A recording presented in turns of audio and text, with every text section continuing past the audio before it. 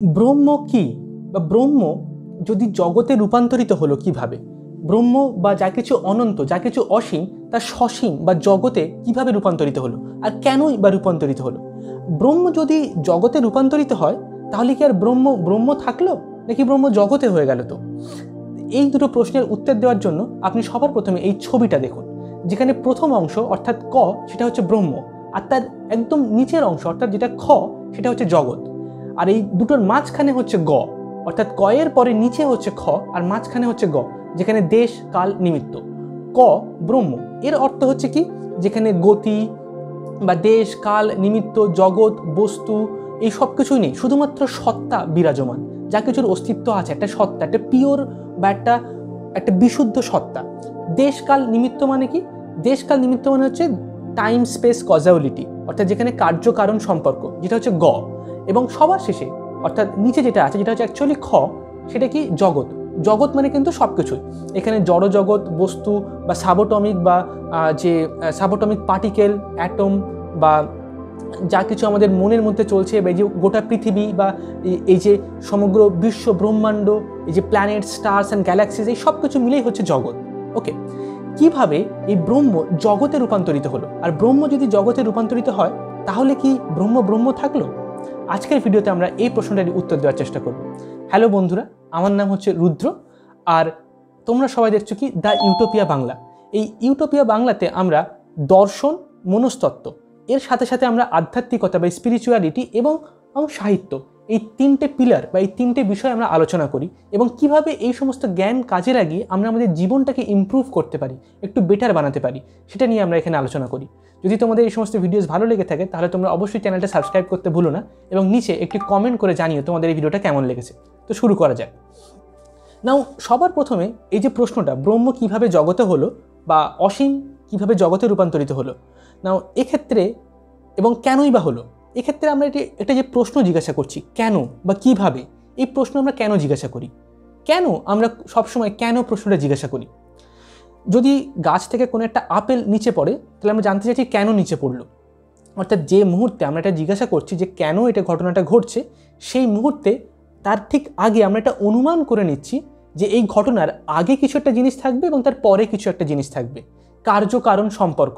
অর্থাৎ একটা ঘটনার তার কারণে একটা অন্য ঘটনা ঘটছে। তো যখন আমরা বলছি ব্রহ্ম কেন জগতে রূপান্তরিত হলো বা কিভাবে জগতে রূপান্তরিত হলো, সেটা যখন আমরা জানতে চাইছি, আমরা তখন কি অনুমান করে নিচ্ছি? যে এই ঘটনাটার আগে কোনো একটা ঘটনা থাকবে, কিন্তু এর আগে বা পরে বলে কিছু নেই। ব্রহ্ম হচ্ছে একটা স্বতন্ত্র সত্তা, ব্রহ্মের রূপই হচ্ছে একটা স্বতন্ত্র, মানে একটা সর্বনিরপেক্ষ, যেটা অন্য কোনো কিছুর উপর নির্ভরশীল নয়। তাহলে কেন জিজ্ঞাসা করার মধ্যে দিয়ে আমরা যে অনুমান করে নিচ্ছি যে তার আগে এবং পরে কিছু থাকবে, এই অনুমানটা অ্যাকচুয়ালি একটা ভুল ধারণা। কারণ ব্রহ্মকে আমরা জগতের বস্তুর ন্যায় মনে করছি। নর্মাল যে কোনো জগতের যে কোনো ঘটনা বা যে কোনো বস্তু যেভাবে কার্যকারণ সম্পর্কের মধ্যে আসে, আমরা ব্রহ্মকে ঠিক সেই রূপে ভাবছি, কিন্তু ব্রহ্ম তো তা নয়। ব্রহ্ম স্বতন্ত্র। এবং এই যে কেনর মানে হচ্ছে এটাই, তার আগে এবং পরে, পূর্ববর্তী এবং পরবর্তীর একটা ধারণা। এটা ছাড়া আরও একটা অনুমান আমরা করে নিচ্ছি যে মুহূর্তে আমরা এই প্রশ্নটা জিজ্ঞাসা করছি যে কেন ব্রহ্ম জগতে রূপান্তরিত হলো। সেটা কি? সেটা হচ্ছে পরস্পর সাপেক্ষ। অর্থাৎ কোনো একটা ঘটনা যখন আমরা কেন জানতে চাইছি, সেই ঘটনাটা অন্য একটা ঘটনার উপর নির্ভরশীল, একটা আপেক্ষিকে ঘটছে, একটা পরস্পর সাপেক্ষে ঘটছে। কিন্তু ব্রহ্ম তো কোনো কিছুর উপর নির্ভরশীল নয়। ব্রহ্ম যখন জগতে রূপান্তরিত হচ্ছে, ব্রহ্ম তার স্বতন্ত্র সত্তার মধ্যে দিয়ে রূপান্তরিত হচ্ছে।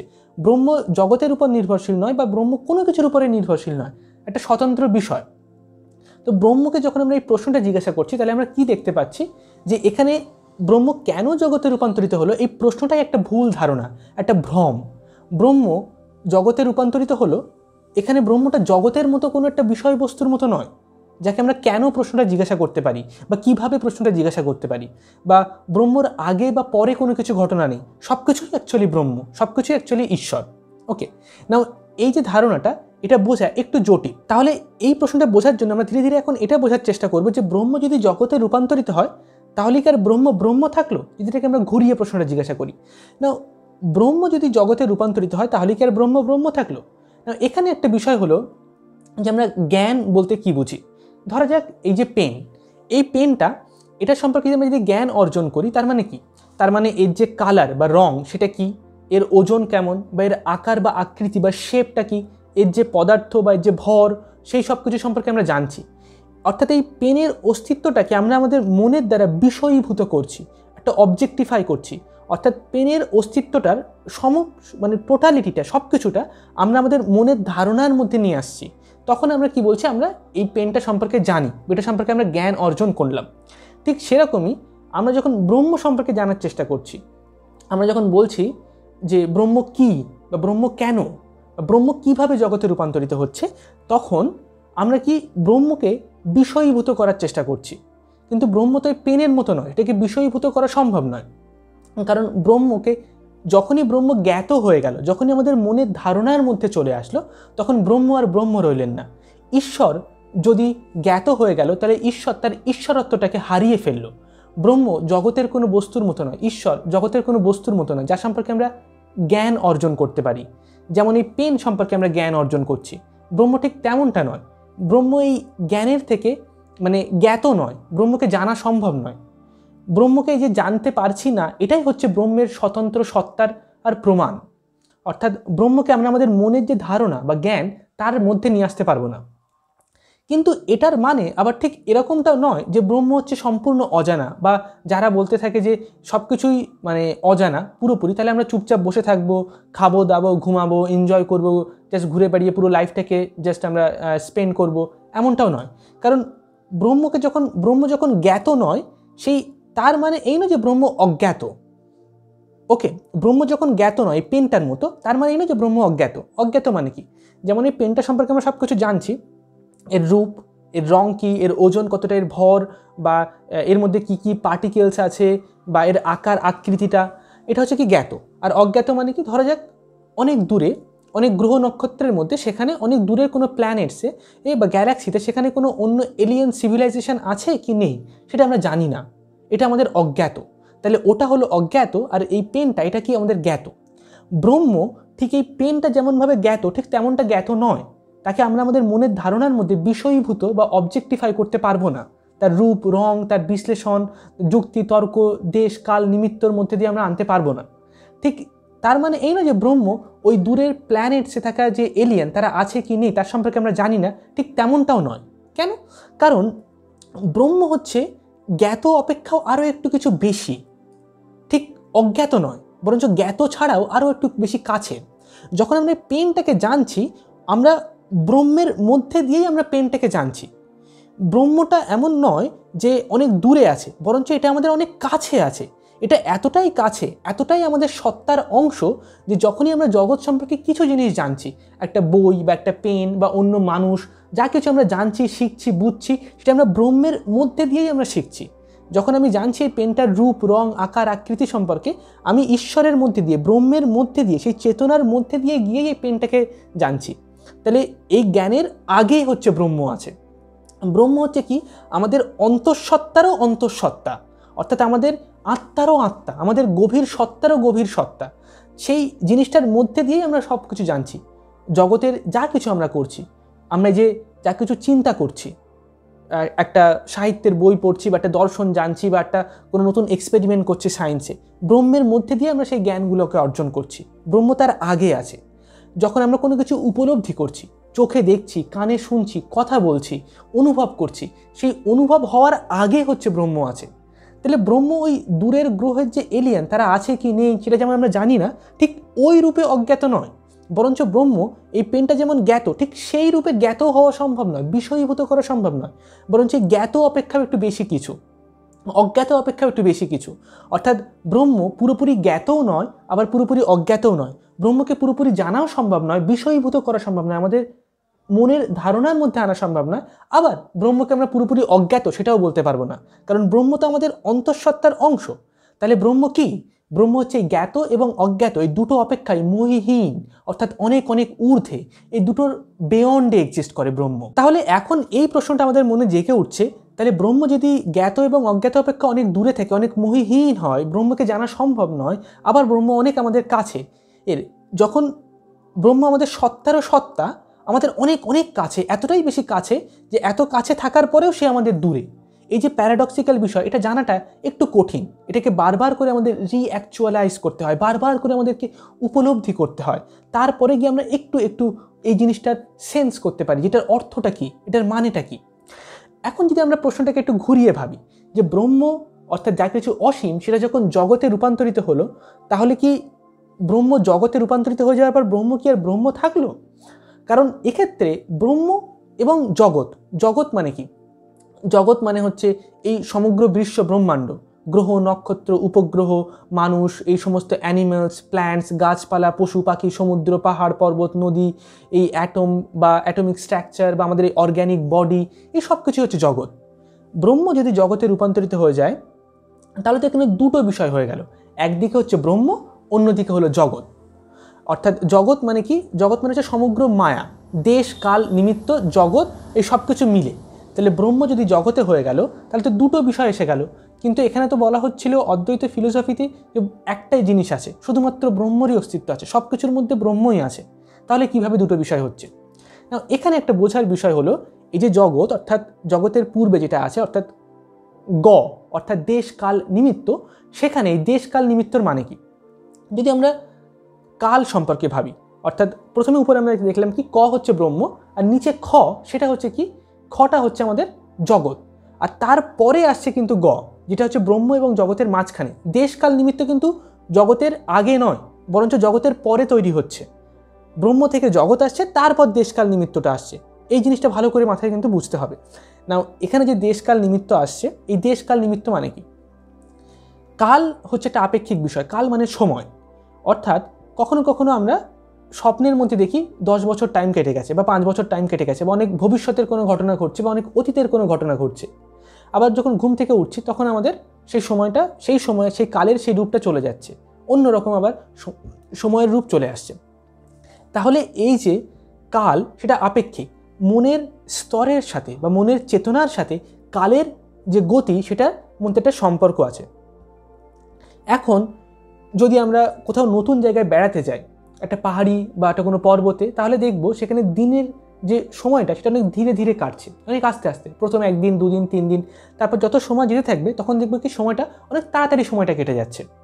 তাহলে কি কালটা এখানে আপেক্ষিক, কালটা মনের স্তরের সাথে পরিবর্তন হয়, কালের কোনো নির্দিষ্ট রূপ নেই। কাল মানে কি, সময় মানে কি, দুটো ঘটনা। আমরা কখনোই কালকে কল্পনা করতে পারি না ঘটনা ছাড়া। যখনই আমাদের কালকে ভাবতে হয়, সময়কে ভাবতে হয়, তখন সবসময় একটা আগে এবং একটা পরে। এই আগে পরের দ্বারাই আমরা কালকে কল্পনা করতে পারি। তাহলে কাল বা সময় এটা কি অন্য একটা বিষয়ের উপর নির্ভরশীল, এই আগে পরের উপর নির্ভরশীল, ঘটনার উপর নির্ভরশীল। তাহলে কালের কিন্তু কোনো স্বতন্ত্র সত্তা নেই। দ্বিতীয় যেটা হচ্ছে দেশ, দেশ মানে কি হচ্ছে স্পেস। না, স্পেস ঠিক একই রকম। স্পেস মানে কি, আমরা কখনো স্পেসকে কল্পনা করতে পারি না যার কোনো সীমানা নেই, যার কোনো ধার নেই। আমরা এমন কোনো স্পেসকে কল্পনা করতে পারি না যার কোনো পরিধি বা সীমানা নেই, যার যেটা পুরো শেষ নেই, মানে সীমাহীন বা অসীম কোনো স্পেসকে আমরা কল্পনা করতে পারি না। স্পেস মানেই কি, সীমাবদ্ধ, অথবা সেখানে কোনো বস্তু আছে, 3টে বা 2টো বা বস্তুর দ্বারা যেটা মানে সীমাবদ্ধ, সেই জায়গাটাকে আমরা স্পেস বলতে পারি। তাহলে স্পেস বা দেশ সেটা কি বস্তুর উপর নির্ভরশীল। তাহলে কাল আগে পরে এই বিষয়ের উপর নির্ভরশীল, এবং স্পেস বা দেশ সেটা কি বস্তুর এবং সীমানা বা পরিধির উপর নির্ভরশীল। তাহলে এই দেশ এবং কাল এগুলো কি আপেক্ষিক বিষয়, এগুলো নির্ভরশীল অন্য অন্য বিষয়ের উপরে, একটা পরস্পর আপেক্ষিক সম্পর্ক আছে এখানে। অন্যদিকে যদি আমরা ভাবি নিমিত্ত, নিমিত্ত মানে হচ্ছে কি কারণ, কার্য কারণ সম্পর্ক, একটা ঘটনা অন্য একটা ঘটনার সাথে কিভাবে কারণের দ্বারা সম্পর্কযুক্ত। এই দেশ কালের সাথে সাথে এর উপরে নির্ভর করে হচ্ছে নিমিত্ত জিনিসটা তৈরি হয়, এই দেশ কালকে ব্যাখ্যা করার জন্য। তাহলে এই দেশ, কাল, নিমিত্ত, এই 3টে জিনিসের কোনো আলাদা করে কোনো স্বতন্ত্র সত্তা নেই। এটা কি জগতের উপর নির্ভরশীল, জগতের ঘটনা এবং বিষয়বস্তুর উপর নির্ভরশীল। এগুলো সর্বদা চলতেই থাকছে, এটা চলমান। এবং এই জগতের পিছনে একটা ছায়ার মতো, একটা শ্যাডোর মতো এগুলো চলছে, দেশ, কাল, নিমিত্ত, এগুলো চলতেই থাকছে। তো এগুলোর আলাদা করে যে সত্তা বা স্বতন্ত্র একটা বৈশিষ্ট্য না থাকা, এটা কি বলছে আমাদেরকে, এটা কি জগতের উপর নির্ভরশীল। এবং এই দেশ, কাল, নিমিত্ত কি জগতের শ্যাডো, জগতের পরে তৈরি হচ্ছে। যেমন ঠিক ছায়া, একটা বস্তুর ছায়া তৈরি হয়, ঠিক তেমনভাবেই, নাকি জগতের আগে। এমনটা নয় ব্রহ্ম প্রথমে দেশ, কাল, নিমিত্তকে তৈরি করেছে, তারপর জগৎ, না, ব্রহ্ম থেকে জগৎ এসছে, এবার এই জগতের মধ্যে দিয়ে যখন আমরা ব্রহ্মকে দেখার চেষ্টা করছি তখন আমরা দেশকাল নিমিত্তকে দেখতে পাচ্ছি, ব্রহ্মকে দেখতে পাচ্ছি না। এই দেশকাল নিমিত্ত কি? এই জগতেরই একটা ছায়া, একটা শ্যাডো, যেটা জগতের। এটা বোঝার জন্য এই দেশকাল নিমিত্ত জগৎ এবং ব্রহ্মকে আমরা বোঝার জন্য আমরা একটা উপমা, একটা রূপকের ধারণা নিতে পারি। যেমন সমুদ্রের তরঙ্গ। সমুদ্রের তরঙ্গ যদি আমরা দেখি তাহলে আমরা সেখানে কি দেখতে পাবো? যে বিরাট বড় একটা সমুদ্র, যে সমুদ্রের মাঝখানে অনেকগুলো তরঙ্গের ঢেউ উঠছে এবং নামছে। এই যে তরঙ্গ, সেই তরঙ্গগুলো কিন্তু সমুদ্রের থেকে সম্পূর্ণরূপে আলাদা, তার কোনো স্বতন্ত্র সত্তা কিন্তু নেই। দেশকাল নিমিত্ত হচ্ছে কি এই সমুদ্রের তরঙ্গের মতো, যেগুলো এই সমুদ্রটা হচ্ছে কি ব্রহ্মের মতো। সেই ব্রহ্মের মধ্যে দেশকাল নিমিত্ত এই তরঙ্গের রূপে, সমুদ্রের তরঙ্গের রূপে উঠে আসছে, আবার মিলিয়ে যাচ্ছে।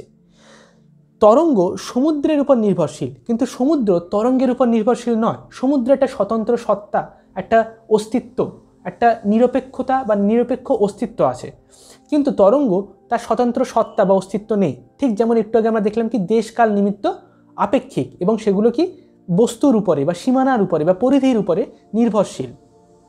ঠিক সেরকম এই সমুদ্রের তরঙ্গগুলো কি সমুদ্রের উপরে বা অর্থাৎ কি ব্রহ্মের উপরে নির্ভরশীল। এই তরঙ্গগুলো উঠছে এবং নামছে, চলতেই থাকছে। ঠিক এই তরঙ্গগুলোকে আমরা আলাদা করে দেখতে পাচ্ছি কেন? নাম এবং রূপ, এই দুটো জিনিসের জন্য। এই তরঙ্গের যে রূপ বা গঠন, সেটা ব্রহ্ম থেকেই, ব্রহ্ম সেই রূপে প্রকাশ হচ্ছে এবং সেটাকে আমরা একটা নাম দিচ্ছি।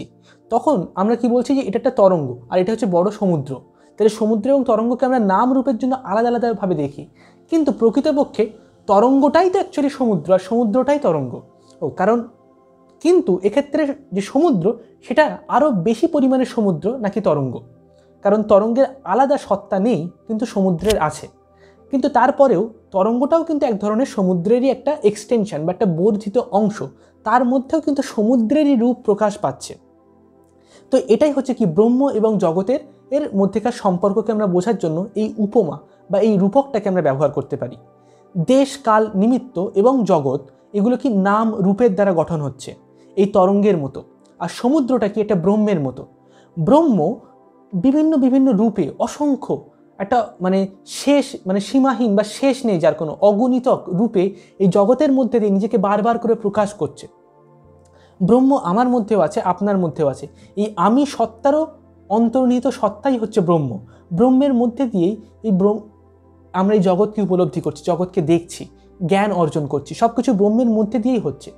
তাহলে সেই যে ব্রহ্ম, যে জগতের মধ্যে দিয়ে বিভিন্ন রূপে, অগণিতক রূপে নিজেকে বারবার করে প্রকাশ করতেই থাকছে, সীমাহীন শেষহীন রূপে, তো সেটাই হচ্ছে ব্রহ্ম। আবার যে ব্রহ্ম যখন জগতে পরিণত হয়ে গেল, তখন ব্রহ্ম কি ব্রহ্ম থাকলো নাকি জগৎ হলো? এই প্রশ্নটাই আমরা কি দেখছি? একটা ভুল, একটা ভ্রম। কারণ ব্রহ্ম জগতে কখনো রূপান্তরিত হলো, এই যে কালের আগে ব্রহ্ম ছিল পরে জগৎ হলো, এমন কোনো কালের ধারণা সেখানে নেই।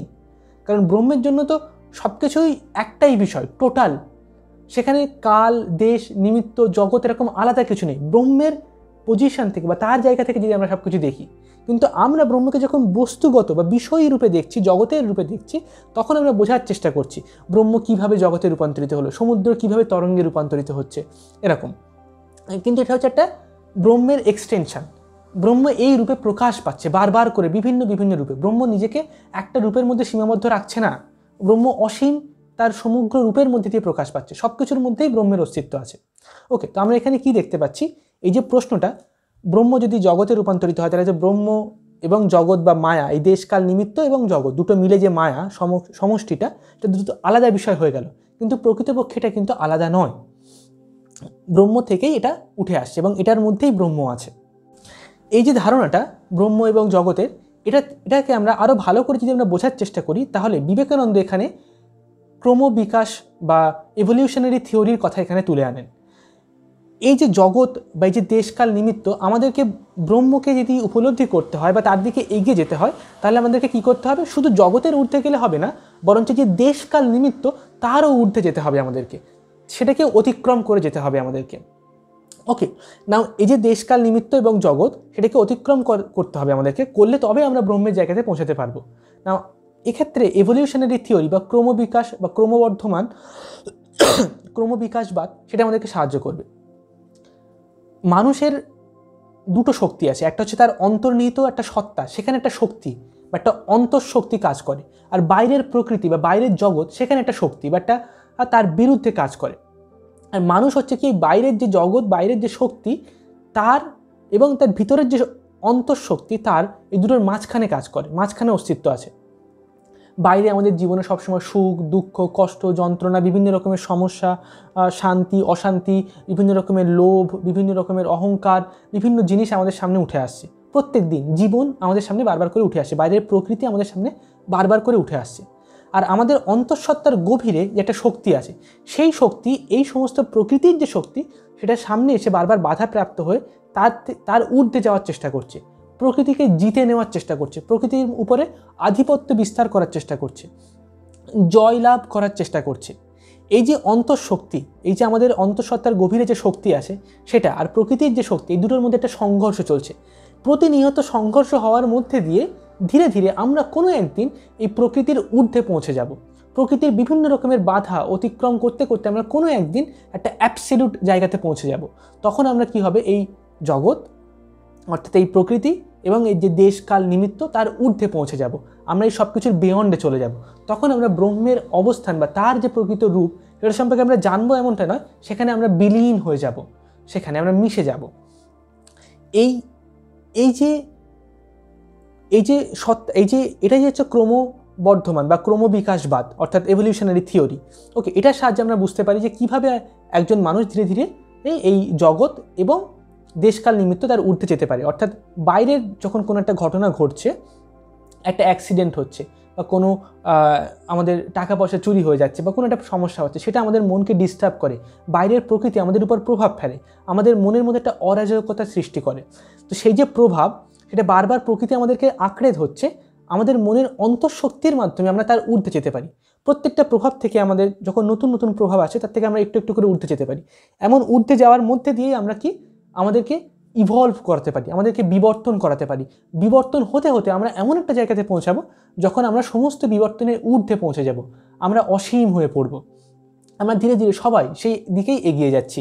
এবং যদি আমরা পুরো পৃথিবীর ইতিহাসটা দেখি, তাহলে আমরা দেখতে পাবো আমাদের সভ্যতা বা পৃথিবীর ইতিহাসও ধীরে ধীরে সেই দিকেই এগিয়ে যাচ্ছে। এবং এই যে প্রকৃতির থেকে তার ঊর্ধ্বে যাওয়া, তার জন্য আমাদের কি দরকার? জ্ঞান দরকার। এবং সেই জ্ঞান অনেক রূপের হতে পারে, আধ্যাত্মিকতা বা স্পিরিচুয়ালিটি হতে পারে, সেই জ্ঞান হতে পারে কি সাহিত্য বা শিল্প বা আর্ট হতে পারে, এছাড়া হতে পারে কি দর্শন বা সাইকো অ্যানালিসিস হতে পারে, এছাড়া কি হতে পারে সায়েন্স হতে পারে। তো আমরা এই ইউটিউব চ্যানেলে সেই সমস্ত জ্ঞানকে আপনার সামনে তুলে ধরার চেষ্টা করছি, যাতে করে আপনিও বাইরের জগৎ বা বাইরের প্রকৃতি আপনার মনে যে অরাজকতা সৃষ্টি করছে, আপনি আপনার ভিতরের শক্তিকে কাজে লাগিয়ে সেগুলোর ঊর্ধ্বে যেতে পারেন, সেগুলোকে ভেদ করে ক্রস করে তার উপরে আপনি আধিপত্য বিস্তার করতে পারেন। আপনি বাইরের প্রকৃতিকে নিজের মতো করে সাজিয়ে নিতে পারেন, তার মধ্যে দিয়ে রাস্তা কেটে কেটে আপনি আপনার জীবনের পথ তৈরি করতে পারেন, যেন আপনি ধীরে ধীরে আপনার জীবনকে একটু একটু করে ইমপ্রুভ করতে পারেন। তার জন্য আমরা এই চ্যানেলে বিভিন্ন রকমের আধ্যাত্মিক বা স্পিরিচুয়ালিটির উপরে ভিডিওস বানাচ্ছি। এবং ধীরে ধীরে আমরা শিখবো কী করে মেডিটেশন প্র্যাকটিসের মাধ্যমে আমরা সেই সমস্ত জিনিসগুলোকে অভ্যাস করতে পারি, বিভিন্ন প্র্যাকটিক্যাল টুলস ইউজ করে, জার্নালিং, মেডিটেশন বা ক্রিয়েটিভ ভিজুয়ালাইজেশনের সাহায্যে সেগুলো আমরা ধীরে ধীরে জানতে পারবো। যদি আপনার এই ভিডিওটা অনেক বেশি ভালো লেগে থাকে, তাহলে আমাদের চ্যানেলটা সাবস্ক্রাইব করতে ভুলবেন না এবং নিচে একটি কমেন্ট করে জানাবেন যে এই ভিডিওটা আপনার কেমন লেগেছে। এই যে দর্শন, যা কিছু আমরা জানলাম আজকের ভিডিওতে স্পিরিচুয়ালিটি সম্পর্কে, সেটা হচ্ছে কি অদ্বৈত ফিলোসফি। যখন গৌতম বুদ্ধ আজ থেকে প্রায় 2500 বছর আগে ভারতের ভূমিতে আসেন, তারও অনেক অনেক আগে পুরো ভারতের ভূমিটা অনেক মেটেরিয়ালিজমের দ্বারা আসক্ত হয়েছিল, মানে তার দ্বারা একটা নেশাগ্রস্ত হয়েছিল। এখন আমরা যে ধরনের মেটেরিয়ালিজম দেখি সেরকম মেটেরিয়ালিজম নয়, এর মধ্যে অনেক কিছু শেখার আছে, যে পাশ্চাত্য মেটেরিয়ালিজম আমরা এখন দেখি। কিন্তু সেই সময় যে মেটেরিয়ালিজম ছিল সেটা আরও জঘন্য রূপে ছিল। সেখানে জাস্ট তুমি একটা পশুর মতো জীবনযাপন করো, কোনো কিছুকে প্রশ্ন করো না, কোনো কিছুকে জানার চেষ্টা করো না, জ্ঞান অর্জনের চেষ্টা করো না, জাস্ট সব কিছু ভোগ করো। একটা রোগী যেমন হয়, যে অসুস্থ মানুষ যেমন হয়, ঠিক সেরকম সব কিছুকে ভোগ করার মধ্যে দিয়ে জীবন ধারণের কথা বলা হতো। না, সেই জায়গা থেকে ভারতের ভূমিতে যখন গৌতম বুদ্ধ এলেন, তিনি কি করলেন, উপনিষদের মধ্যে যে নীতিভাগ ছিল সেটাকে উনি তুলে ধরলেন। তার মধ্যে দিয়ে উনি কি উপনিষদের মধ্যে দিয়ে তার মধ্যে তার নীতিভাগগুলোকে উনি মানুষের মধ্যে ছড়ালেন। সেখানে উনি কি বৌদ্ধিজম ফিলোসফিকে এস্টাবলিশ করলেন। তখন আবার আধ্যাত্মিকতা ভারতের সব জায়গাতে ছড়িয়ে পড়লো। এবং এর পরবর্তীকালে কি হলো, ধীরে ধীরে আবার বিভিন্ন রকমের গৌতম বুদ্ধের মৃত্যুর পর আরও অনেক অনেক জাতি প্রজাতি বিভিন্ন রকমের উপজাতি তারা বৌদ্ধিজম ফলো করতে শুরু করলো, তারা গৌতম বুদ্ধের বিভিন্ন কথা মেনে চলতে শুরু করলো। তারপর ধীরে ধীরে তারা সেটাকে বিকৃত করতে শুরু করলো।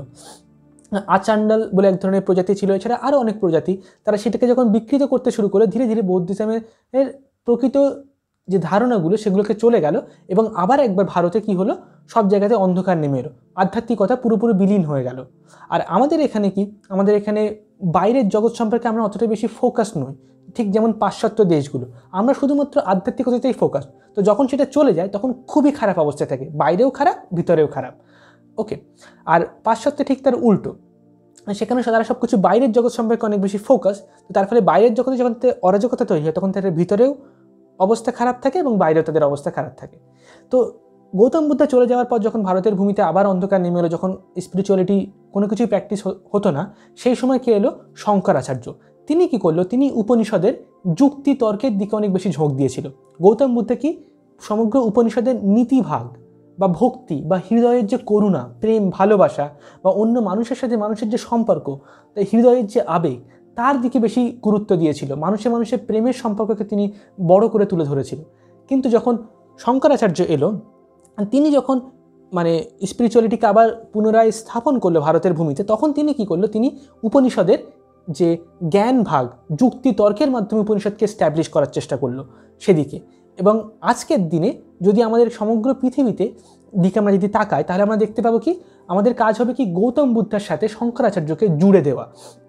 অর্থাৎ আমাদের হৃদয়ের যে আবেগ, আমাদের যে করুণা, আমাদের যে প্রেম ভালোবাসা, আমাদের মধ্যে যে কবিত্ব বোধ, তার সাথে আমাদের যে যুক্তি তর্ক বিজ্ঞান বা আমাদের যে লজিক, সেগুলোকে জুড়ে দেওয়া। যুক্তি তর্কের মাধ্যমে আমাদের আধ্যাত্মিকতাকে বোঝা, আবার করুণার সাথে, প্রেমের সাথে বা কবিত্বের সাথে আমাদের জগতের প্রতি আমাদের জগৎকে অনুভব করা, এই দুটোকে একসঙ্গে জুড়ে দিয়ে আমরা নতুন রূপে আধ্যাত্মিকতাকে আবিষ্কার করতে পারবো। এবং শুধুমাত্র এই নতুন রূপের দ্বারাই আমরা বিজ্ঞান এবং আধুনিকতার সাথে আমরা আধ্যাত্মিকতাকে মেলবন্ধন করাতে পারবো। যদি আমরা দুটোর মধ্যে কোনো একটাকে বেছে নিই, তাহলে আমরা আধুনিক সভ্যতার সাথে আমরা আধ্যাত্মিকতাকে মেলবন্ধন করাতে পারবো না। এবং অ্যানসিয়েন্ট গ্রিক ফিলোসফার প্লেটো, তিনি একবার বলেছিলেন যে কবিত্ব যে বোধ আমাদের মধ্যে, তার মধ্যে দিয়ে আমাদের জগতের যে স্পিরিচুয়াল বা ডিভাইন যে সমস্ত যে ট্রুথগুলো বা মিস্টিক্যাল ট্রুথ, সেগুলো আমাদের মধ্যে রেভেলেশন হয় বা সেগুলো আমাদের মধ্যে আবির্ভাব হয় কবিত্বের দ্বারা। আর এই উপনিষদ হচ্ছে কি, একটা অনেক উচ্চ মানের কবিত্বের দ্বারা পরিপূর্ণ, সিম্বলিজমের দ্বারা পরিপূর্ণ। ওকে, তো আশা করি আপনি ইতিহাস সম্পর্কে কিছুটা জানলেন এবং ব্রহ্ম সম্পর্কেও জানলেন, এবং ব্রহ্ম কীভাবে জগতে রূপান্তরিত হলো, কেন এই প্রশ্নটা একটা ভুল প্রশ্ন, সেটাও আপনি জানলেন। তো আশা করি আপনার ভিডিওটা অনেক বেশি ভালো লেগেছে। আজকের জন্য এতটুকুই, পরের ভিডিওতে আবার দেখা হবে।